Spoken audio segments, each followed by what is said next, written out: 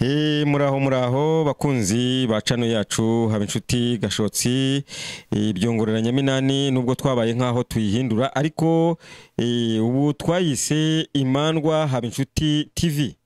Rero akaba ari iryo jambo riri kuri YouTube ku bantu badukenera, ku bakunzi bacu wandikamo Imandwa haba inshuti TV ukahita tubona. Ku bantu badukurikirana kuri TikTok wandikamo haba inshuti Imandwa haba inshuti TV ukahita tubona.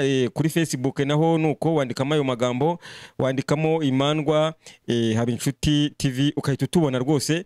Rero ngira ngo abakunzi bacu turabasuhuje mukomere cyane kandi amahoro y'Imana ya bene Kanyarwanda rero muyahorane kandi nubwo mudukurikira mu biganiro tubona mudukurikira rwose muri benshi cyane, ariko mukore subscribe, mukore share, noneho rwose mujye mubasha kudukurikirana ku biganiro kuko muradukunda, muri abakunzi bacu, ariko ntago ibyo turi kubibona mubikora ngo mukore subscribe tujye tubabona ku nkuko dushyiraho inkuru mujye muzibona byihuse. Rero nk'amazina yanjye ni bisanzwe ni haba inshuti gashotsi byongoreranya minani, nkaba ndi umwigisha mana y'u Rwanda, noneho nkaba ndi ni umupfumu uragura cyangwa se werekwa ibibazo by'abantu, werekwa n'uburwayi bw'abantu kuko iwacu nkorera mu mujyi wa Kigali i Nyamirambo ahitwa Sezike ku musigiti, aho niho nkorera rwose. Iyo uhageze uhita tubona na nomero yacu murayibona yuko iriho, ihoraho rwose irahari. Rero ngira ngo ku bakunzi bacu cyangwa se no kuba tubonye ubwa mbere, naho dukorera ni mu mujyi wa Kigali Nyamirambo Sezike ku musigiti niho dukorera rwose. Murumva ko kuza kudusura, kuza kutureba nta kibazo, tuba tubahaye ikaze ni mudusure. Ku bantu bafite abantu babaroga, ku bantu barogwa bakarogwa ibintu babatega mu maguru, abo barozwe bagatwarwa ubugabo bakaba badatera akabariro, abananiwe gushaka kubera amarozi cyangwa se abazimu, cyangwa se abafite ibintu bibatera hejuru y'inzu bimeze nk'umuriro n'ibindi n'ibiki byose turabireba. Ariko turashaka ko tugaruka no ku misengere y'Abanyarwanda y'abasogokuru n'abasogokuruza kuko uyu munsi nabyo turaganiraho. Ngira ngo insanganyamatsiko y'uyu munsi turaganira ku nsanganyamatsiko ivuga ngo amadini cyangwa se amadini yatuzaniye ishyano, amadini yatuzaniye ishyano.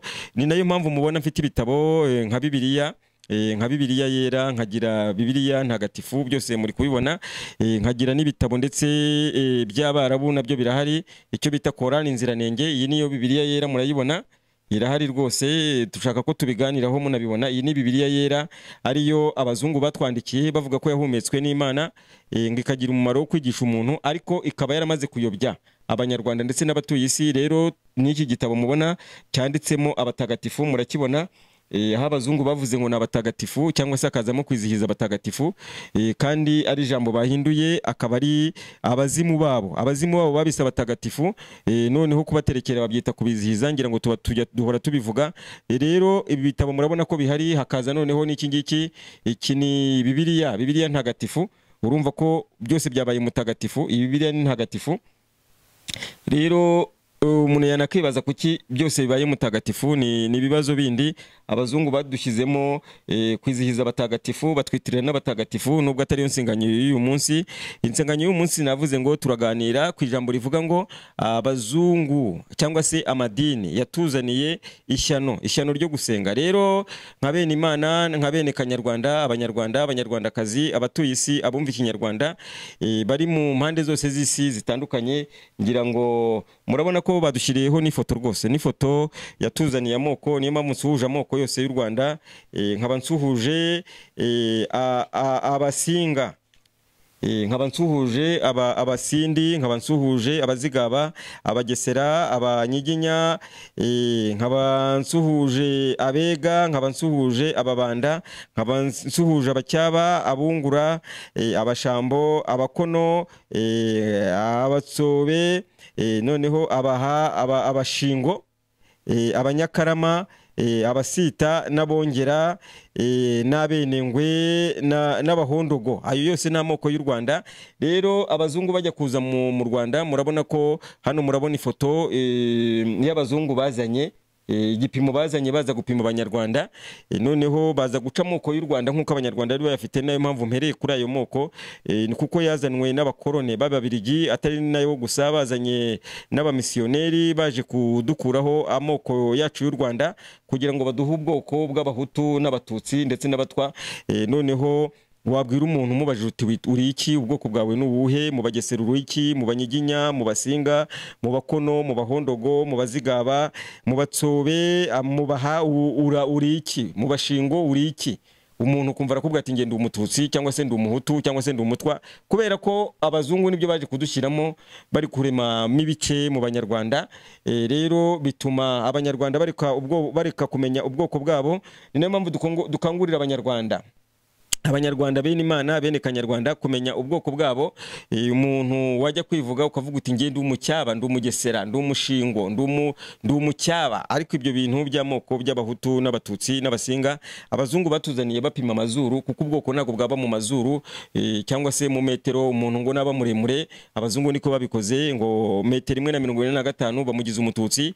Noneho abazungu bati ufite metero 1.70 kumanuka hasi cyangwa na 75, cyangwa se munsi ya metero 1.45 kumanuka, ugasanga bamugize umuhutu, bakabyandika mu bitabo byabo mu irangamuntu. Noneho bakavuga bati umutwa azagira metero 1.60, ariko mu banyarwanda murabizi ko indi byara mweru na muhima. Niyo mpamvu mu banyarwanda habaho abantu barebare n'abagufi, ntabwo no mu banyarwanda gusa, ni mu bantu bose. Rero murumva ko ni ishyano abazungu batuzaniye ishyano. Noneho batuzanira no gusenga kw'amadini, uko abazungu basenga, uko abarabu basenga, aba ari byo batuzanira. Murabona ko ibyo bitabo byose hano turabifite. Iki gitabo bakita inkingi z'ubusilamu. Iki gitabo nicyo abarabu bashingiyeho mu idini ryabo rya Isilamu. Murakibona cyitwa inkingi z'ubusilamu, cyanditsemo amahame y'Abasilamu. Rero ndagira ngo twihute rwose tujye ku ngingo twashatse kuganiraho, ko amadini yatuzaniye ishyano, kuko hari uburyo basogokuru na basogokuruza basengaga, ariko ubu ngubu ntago ariko tugisenga. Ni ukuvuga ngo basogokuru bari bazi yuko Imana ari rurema, ari shobora byose, ari Uwiteka. Ari nayo mpamvu abanyarwanda bagira amazina y'Imana, Bahabakure, Bahabarugira, amazina yose, ba Mukamana, Banshimiye Imana, Bamugisha. Ibi byose ni amazina y'Imana, ni ibisingizo by'Imana. Rero abazungu bo baje kutwita amazina y'abatagatifu babo, y'abazungu babo bapfuye. Ngira ngo ntacyo ibi by'amoko twamaze kubivuga, ahubwo adushyiriremo, wenda igihe nkivuga ibyo, adushyiriremo aho uko abantu basenga niho twageze. Noneho kubera ko basogokuru bari bafite ukuntu basenga, bagasenga Imana, bari bazi ko gusenga Imana iba mu muntu kandi igatura mu muntu, kubera ko abanyarwanda turi bene Imana. Noneho no gusenga Imana koko akaba ari ukuyisengera aho uri, atari kuvanga Imana barayubakira inzu, barayubakira akuremo amajwi gusa, akuremo amajwi avemo. Noneho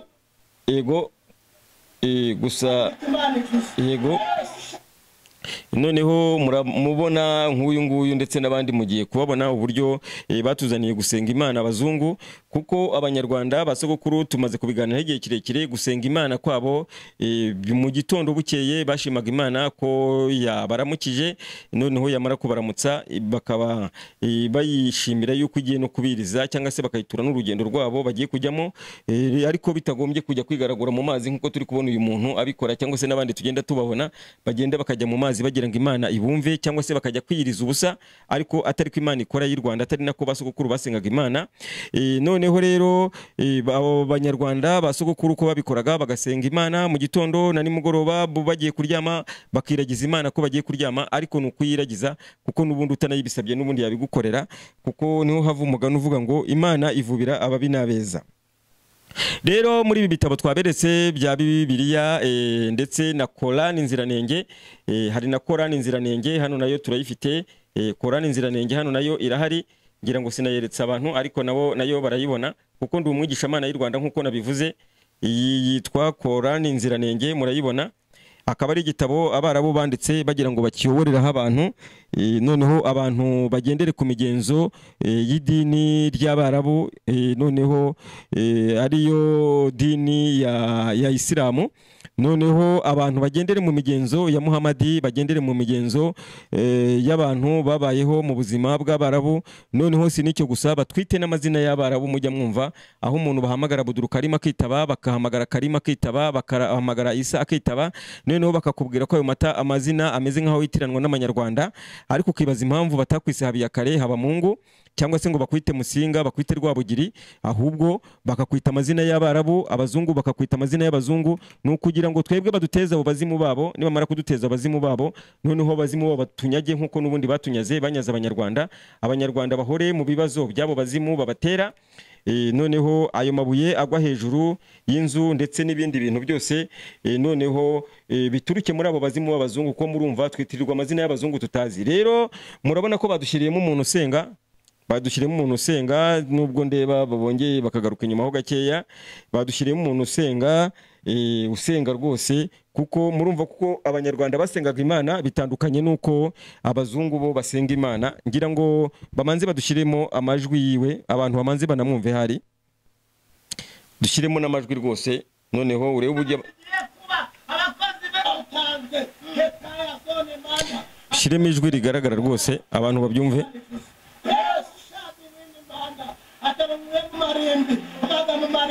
Harabarota inzoka, harasurwa n'amayoka yo mu miryango bakomokamo, ati ndaciye karande, ati mbakuyeho, ati Imana ivuze.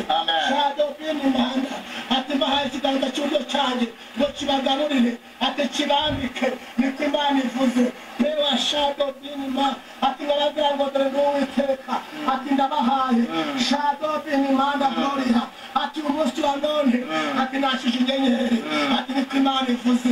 Nikababwira umunsi wa none, ati ibyanyu Satani baregaga, ati zanzandiko, ati ndaziciye, ati mbandikiye iyindi baruwa nshya, ati mbahaye ubuzima, ati abakozi bo mu rugo, ati mwakire guhagarara neza, ati mwarakoze mu isi nimwashimirwa, ati ariko njye Uwiteka, ati shingiye kuba muri ngira ngo yagabanyamo n'amajwi, cyangwa se nabyo ngira ngo byarangiye. Hanyuma rero murabona ko Imana Abazungu batuzaniye, ni Imana Abazungu batuzaniye n'ibitabo batuzaniye.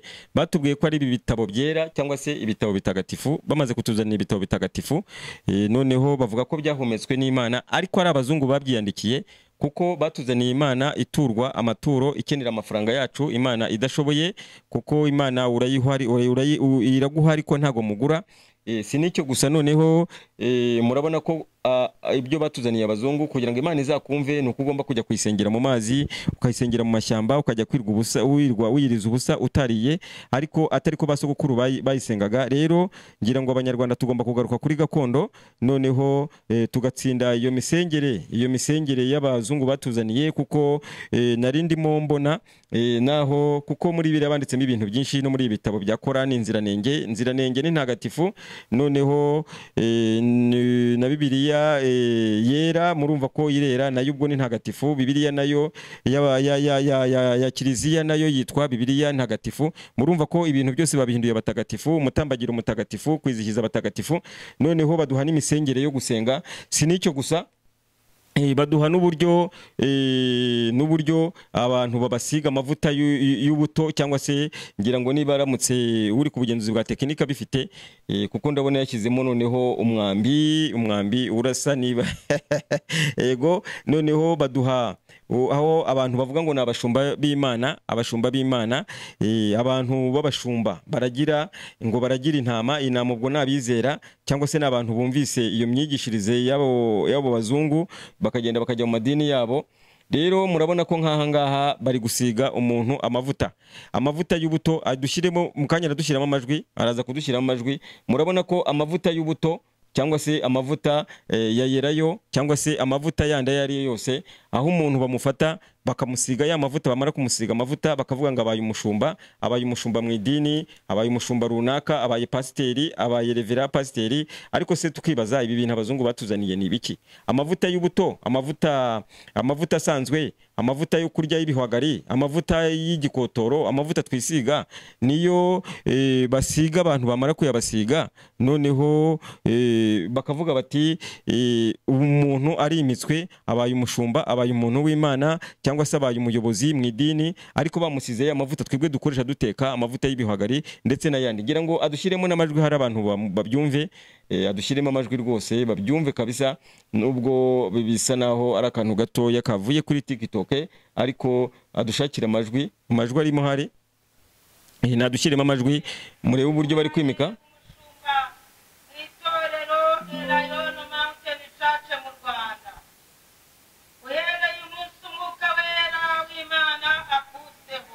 Ujye ushyiramo ijwi ryumvikana.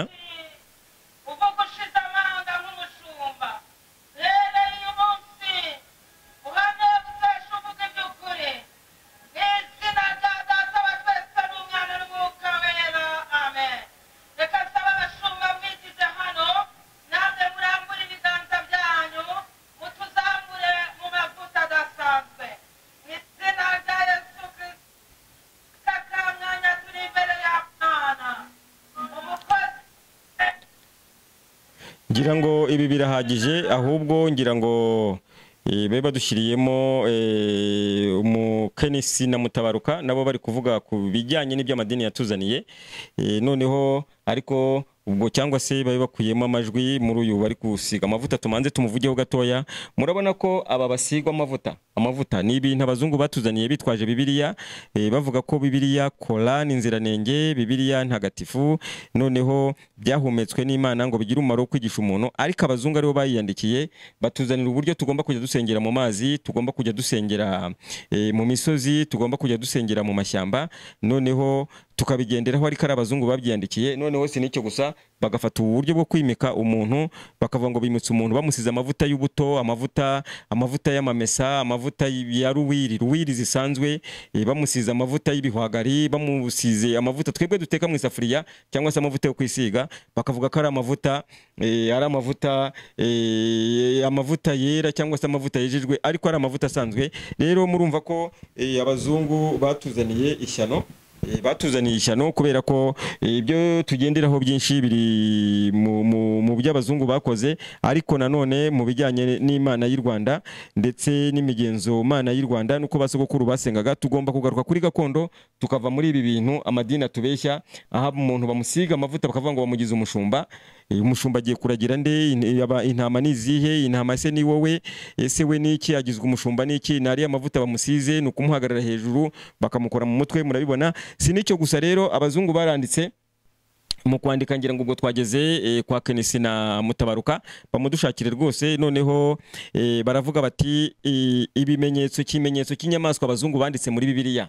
Abantu bigira abahanga muri Bibiliya, bamaze kwigira amajwi rwose bayaretse, noneho bamaze kwigira abahanga muri Bibiliya, cyangwa se kwigira abashumba, kwigira abarevera pasiteri, baravuga bati twebwe turashaka ko hari ikimenyetso cy'inyamaswa cyateye, niko bavuga, ngo kizaba kiri ku kiganza, ngo biri muri Daniyeli, biri muri Mika, biri mu bitabo bya kera, isezerano rya kera, niko abazungu babyanditse. Cyangwa se bakavuga ngo ni ikimenyetso cy'inyamaswa, ngo kizashyirwa mu gahanga, ngo aho abantu bazakoresha ngo ikarita y'amafaranga, noneho ngo wakoresha ikarita bakaguha amafaranga yawe, cyangwa se ukishyurana n'umuntu kuri mobile money udafashe amafaranga mu ntoki, ngo ibyo bizaba bibaye ikimenyetso cy'inyamaswa. Ariko ukibaza ko basogokuru batigeze bakoresha n'amafaranga, kubakoreshaga ibijumba n'ibishyimbo mu kugurana imyaka, ayo mafaranga akaba yaraje kuba amafaranga yaza yawe, umuntu yaguha amafaranga kuri mobile money, cyangwa se akayashyira kuri account yawe kuri account yawe. Ibyo byaba bitaniye hehe nuko aguhaye amafaranga? Rero ngira ngo abanyarwanda rwose duca akenge, nk'ubu murabona hagiye kuza irangamuntu y'ikoranabuhanga aho umuntu azajya bafite irangamuntu, uruhinja rukagira irangamuntu, ariko nta nicyo bitwaye mu banyarwanda. Ba bantu rero bagendeye ku myizerere y'amadini, ku myizerere y'abarokore, ku myizerere y'abadive, ku myizerere y'abaprotestani, ku myizerere y'abarabu, muri ya madini y'abarabu bashinze ariyo dini ya Isilamu. Noneho batuzanira ko kuba twakoresha irangamuntu y'ikoranabuhanga ngo byaba bigize kimwe mu byo Imana idakunda, cyangwa se ngo byaba ari ikimenyetso cy'inyamaswa. Ngira ngo rwose niba ari ngombwa afitemo n'amajwi ayaduhe, ariko yagombye kuba afite amajwi agaragara ku buryo umuntu wese yabyumva ari kure. Rero adushyiremo amajwi rwose n'abantu bayumve uburyo abantu bafite amadini bari kubuza abantu no kuzafata irangamuntu. Noneho inzego z'umutekano z'igihugu ugasanga nazo zibonye akazi katari ngombwa zo kwiruka kuri abo bantu bayobeye mu nyigisho z'abazungu, muri ibitabo abazungu banditse batubwira ko byahumetswe n'Imana. Noneho bakabuza abaturage gufata irangamuntu, bakabuza abaturage nka ruriya rukingo bateye rwa covid, bateye abantu rwa covid yari yateye. Hari abantu benshi rwose bahunze bava mu gihugu bajya mu bindi bihugu ngo kubera bahunze urwo rukingo. Ariko se nkibaza, twebwe twarutewe, twebwe tubaye iki? Abanyarwanda barutewe, isi yose yarutewe, babaye iki abantu? Rero ni imyizerere abazungu batuzaniye, akaba ari imyizerere y'amadini. Yego, rero dushyiramo amajwi rwose nta kibazo.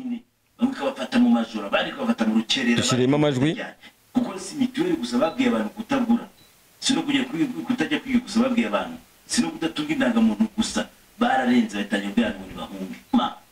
Uyu utangaje w'umumama ufite imyaka ikabakaba 40 bamufata mu rukerera rwo ku Cyumweru mu isantere arimo kubwiriza abantu avuga ati ntabwo mugomba gufata ikarita ndangamuntu koranabuhanga, ntimuzayifatira niya shitani. Njyewe ubwo mubona hano cyane bari mu Gifaransa umunsi wa karindwi buriya njyewe nari ngiye muri korali korera ikamba mesami. Burya sindi umuyisilamu ariko nkurikirana ibintu by'amadini cyane, sibyo? Buriya Isilamu hari ikintu bakoze, biriya byo kuvuga by'abantu bavugaga yuko bakangurira abantu kutajyana abana ku ishuri, kutikingiza muri kamwe. Ako makuru baramenye, uretse gatugaza kubura umwanya wawe. Ikiri muri rero reka mubwire, njyewe ubwo mubona hano cyane bari mu Gifaransa umunsi wa karindwi buriya njyewe nari ngiye muri korali korera ikamba mesami. Ibyo bintu njye mubyemerwa. Njye nabatijwe na pasiteri Aminadamu Munyandinda. Bisenya wowe kurushuko byasenya no guteza ibindi bibazo. Abo bantu bose bumva bose rero bahere muri izo nyigisho bagenda, kuko abenshi nimwe barabaza bakakwica psychological, no kwigisha akakwigisha nawe adasobanukiwe n'ibyo akwigisha. Ubwo icyo gihe urumva ako kantu ko mu byahishuwe mu ikimenyetso cy'inyamaswa umubare 6 niho hadukiye ibyo kuvuga ngo ibingibi ngo nibi ukuntu itorero rigiye kugeragezwa abantu bazamererwa nabi n'ibindi. Reka ngaruka kuri kiriya, urabuza abantu kujya kwivuza. Ubu Yesu we ntiyatobye akondo akavura umuntu amaso, umuntu agahumuka. Ubu si umuti cyane, wowe usibyujije urabuza abantu kujya kwiga iyo Bibiliya wasomera kandi wowe warize, kandi yaranditswe n'abantu bize. Noneho wowe ubwawe uri kwisoma ko wize, kubera ko wize wageze mu ishuri urimo kwisoma warize, ubwo bushoboka bwo mutajya kwiga kandi wowe warize. Ubundi ashaka wumva icyo kintu, ariko iyo Bibiliya urimo urayisoma, urimo urareba imirongo usomera abantu, warize ufite ubushobozi bwo kuyirebamo ukayisoma kuko wize. Ubwo bumenyi bwo kuza abandi niba kwiga ari bibi, burya abantu bajya bavuga ngo Christianisme ubundi komoka kuri ntabwo Yesu yige.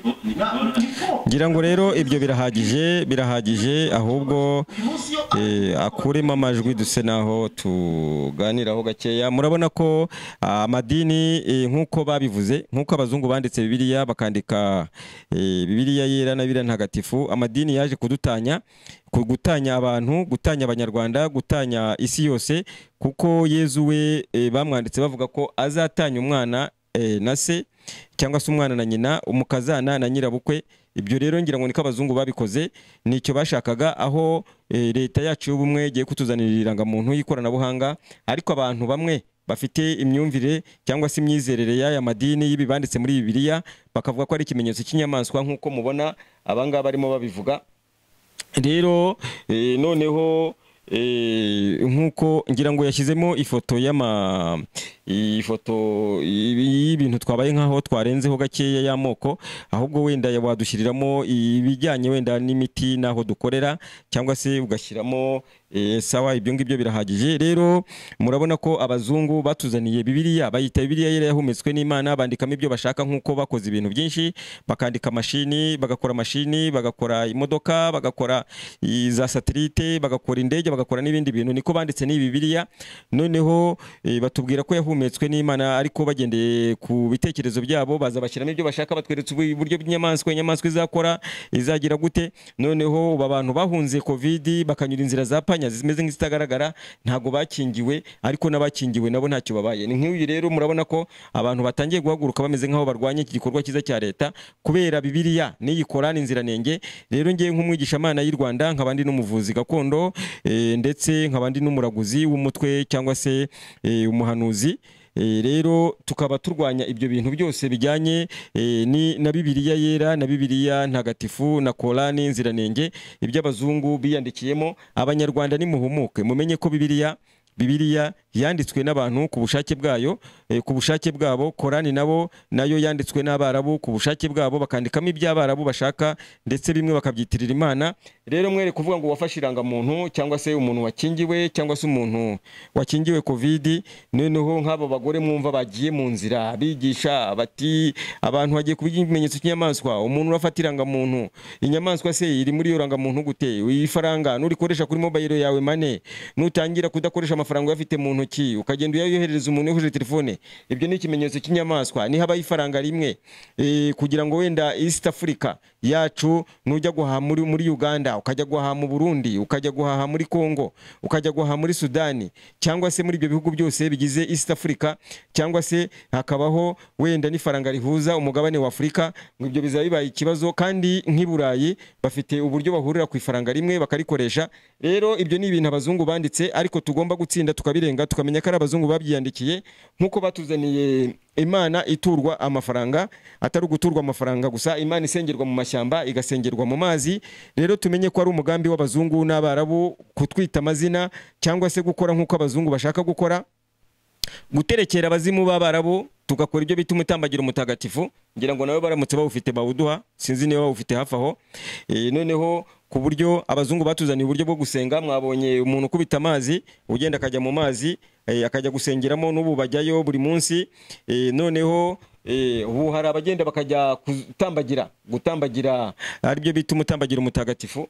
Umutambagiro mutagatifu murawubona, ngira ngo bari kudushakira barawuduha, aho abantu bajya kwirwa. Kuki Bibiliya yabaye ntagatifu, Korani yabaye ntagatifu? Kuki habayeho Bibiliya ntagatifu cyangwa se Bibiliya yera? Kuki buriya yera, kuba yera ni ntagatifu? Kubera iki habayeho ibintu bitagatifu? Kuki habaye umutambagiro mutagatifu? Kuki habaye igitambo gitagatifu? Kuki twiswa amazina y'abatagatifu? Byagenze gute? Ibyo byose nibyo abazungu bateguye kugira ngo babituberezemo. Noneho nibirangiza, noneho batwite n'amazina yabo batagatifu. Nk'Abarabu bo ntibafite amazina y'abatagatifu, ariko barakubwira bati tugiye kugutoza shahadu. Noneho mu mazina 3 y'Abarabu uritwirihe, bakaba bakwisa izina ry'umwarabu wapfuye. Rero ngira ngo abanyarwanda niduhumuke, tugende nk'uko basogokuru babikoraga, dukore nk'uko amoko y'u Rwanda babikoraga, nk'Abanyiginya, Abega, Abatsobe, cyangwa se iby'abazimu b'u Rwanda. Duterekere abazimu bacu, tuve ku bazimu b'abazungu ndetse n'Abarabu. Ngira ngo rero turimo turasoza nk'uko dushaka kurambirana mu magambo, ariko noneho naho dukorera rwose bahadushyiriremo abantu bahabone. Yego, noneho nkorera mu mujyi wa Kigali i Nyamirambo, ahitwa Sezike ku Musigiti. Ngira ngo murabona ko mu byo dukora harimo imiti, harimo kuvura, harimo kuragura, harimo kwerekwa, nk'uko ari iby'Abanyarwanda, ari ibya Gihanga Ngoma Ijana. Rero abantu bari mu Rwanda cyangwa n'abari kure yarwo nibafate nomero yacu nk'uko muri kuyibona, ni 07 cyangwa se akamenyetso ko guteranya 250, ushyireho 7 8 9 3 8 8 1 9 5. Iyo nomero yacu iri no kuri WhatsApp. Niba uri kure ukaba utazi ikibazo cyawe ufite, niba urwaye ukaba utazi ibyaguteye, ari abazimu b'Abarabu cyangwa se abazimu b'abazungu, cyangwa se wenda akaba ari n'amarozi yo mu buryo bwose butandukanye, twebwe ntabwo ari ngombwa kutubwira ikibazo cyawe, kuko twebwe urazi icyo kibazo cyose tukakirebera tukamenya icyo ari cyo. Rero nk'ibisanzwe nk'uko dukorera mu mujyi wa Kigali i Nyamirambo, channel yacu rwose, channel yacu turaza kubatumira abantu bose bagira ibyo bavugaho, n'abanyamadini turaza kubazana. Noneho iyo ushaka kudukurikira ngira ngo wandikamo kuri YouTube kuri channel yacu ukandikamo Imandwa Habinshuti TV uhita utubona. Wajya kuri TikTok ukandikamo Imandwa Habinshuti TV, wajya kuri Facebook yacu ukandikamo Imandwa Habinshuti TV, hose uhita utubona. No kuri Instagram naho turahari, wandikamo Imandwa Habinshuti TV ukahita utubona. Rero abari kure mu mpande z'isi zitandukanye, niba ufite ibibazo utazi aho byavuye cyangwa se uburwayi utazi ubwo ari bwo kwa muganga barabubuze, fata telefone yawe utwandikire kuri WhatsApp cyangwa se uduhamagare kuri WhatsApp, hanyuma tukurebera ibibazo byose ufite. Niba ari amarozi, niba hari ibyo bita amahembe, niba ari ibitega, niba hari ibyo bakoherereza, niba ari uruzingo rwo kudashaka, niba ari uruzingo rwo kutabyara, niba ari uruzingo rwo kudatunga amafaranga, icyo ufashe cyose kikavaho, dore ko hateye ibintu byitwa inyatsi. Ibyo byose ugera iwacu tukabireba, cyangwa se waba uri kure twebwe ukaduhamagara kuri nomero yacu ya WhatsApp ngo twayibabwiye, hanyuma tukagusubiza rwose. Rero bakunzi bacu, ngira ngo turabashimiye kuba mudukurikira noneho kuri channel yacu Imandwa Habinshuti TV, kandi noneho no kuri zimbuga nkoranyambaga zose mukadukurikira, ariko mukore na subscribe kugira ngo mujye mubona ibiganiro byacu, ko tugiye kubaha ibiganiro byose byabo bantu biyitiriye Imana, bashaka amaturo y'Abanyarwanda, bashaka amafaranga y'Abanyarwanda kugira ngo babanyage. Abantu batura Imana idaturwa, bature Rurema, bature Rugira, bature Ishobora byose, bature Uwiteka. Kandi Abanyarwanda turi bene Imana, ntago rero Imana iturwa, nta nubwo Imana ifite ikimenyetso cy'inyamaswa kizakorera mu irangamuntu cyangwa se ngo gikorere mu mafaranga hoya. Ibyo ni ibintu abazungu banditse, babyitirira ubuhanuzi bwa Danieli bwanditsemo. Hari abazungu babyanditse ngo Danieli wabaye mu rwobo rw'intare, intare ntiyamurya, ngo ntiyamurya. Umuntu utaribwa n'intare ninde uhagaze nka Danieli ngo tumujyane intare ziziri hanyuma turebe ko dashobora kumurya? Rero ibyo byose ni ubushukanyi abazungu batuzaniye muri Korani nziranenge, muri Bibiliya ntagatifu, muri Bibiliya yera, kuko byose ni kimwe. Noneho kugira ngo twebwe tuyobe tugendere kuri ibyo bintu byose. Rero ngira ngo bakunzi bacu tubashimiye kudukurikira ndetse no kudukunda. Mugira amahoro n'ubuzima bwiza. Amahoro.